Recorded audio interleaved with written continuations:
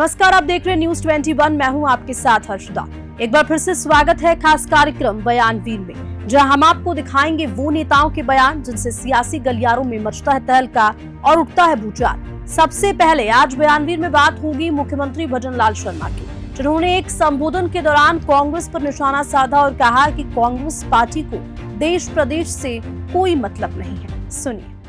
मित्रों, मैं कहना चाहता हूं, आपने देखा होगा ये कांग्रेस के लोग कैसे हैं। इनको वोट चाहिए, इसको देश से प्रदेश से कोई लेना देना नहीं है। मैं आपसे पूछना चाहता हूं, क्या धारा 370 हटना चाहिए? आपने पूछना चाहता हूं, धारा 370 हटना चाहिए क्या? अरे पीछे तक बताएं। देश के यशस्वी प्रधानमंत्री नरेंद्र मोदी जी ने इस देश के कलंक को हटाने का काम किया। अमित शाह जी ने इस देश के कलंक को हटाने का काम किया। लेकिन कल आपने देखा ना, जम्मू कश्मीर के अंदर ये कांग्रेस के लोग उन लोगों के साथ खड़े हैं और विधानसभा के अंदर कह रहे हैं कि धारा 370 को हटाएंगे। क्या ये हटा पाएंगे क्या? मैं आपसे पूछना चाहता हूं, अरे राहुल गांधी जी, अरे आपकी तो बात छोड़िए, आप अपने पापा जी को भी ले आए तो कश्मीर से धारा 370 नहीं हट सकती।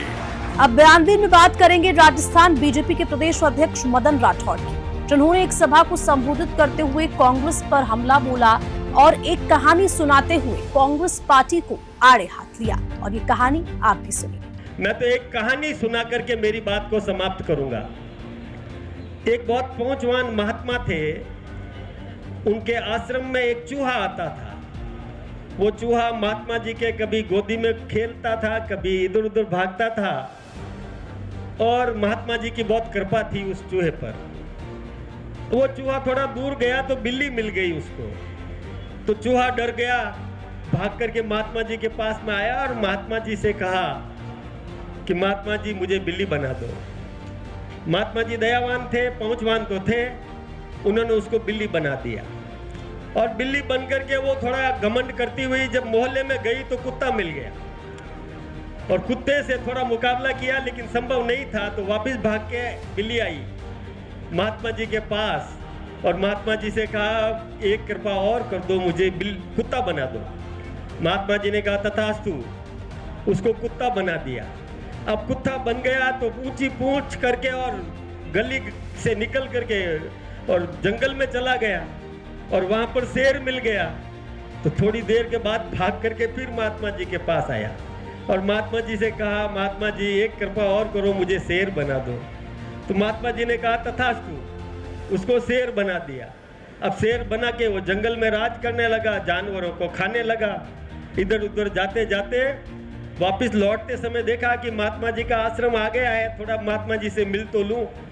महात्मा जी से मिलने लगा, महात्मा जी के तलवे चाटने लगा।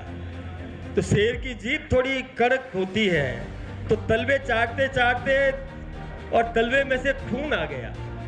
तो शेर को मजा आ गया कि इतना बढ़िया खून, इससे बढ़िया तो और क्या मिलेगा, इस महात्मा को ही खा लूं। और महात्मा जी को खाने के लिए, महात्मा जी तो पहुंचवान थे, उसकी भावना समझ गए थे, वो शेर उस महात्मा जी पे झपट्टा मारने लगा। तो महात्मा जी ने पानी कमंडल में से निकाल के उस पर छिड़का और कहा पुनर्मुसको भव, उसको फिर से चूहा बना दिया। तो आपके यहाँ पर भी आप महात्मा हो, बहुत बड़े महात्मा। कौन है आप? ये जनता जनार्दन बहुत बड़ी महात्मा है। यहाँ पर किसी ने आपके कहा, आपसे निवेदन किया कि मुझे ये बना दो, मुझे वो बना दो। कभी कहा और कुछ नहीं, मुझे एमएलए बना दो। आपने एमएलए बना दिया। फिर कहा कि एमएलए नहीं, एमपी बड़ा होता है, कृपा करके मुझे एमपी बना दो।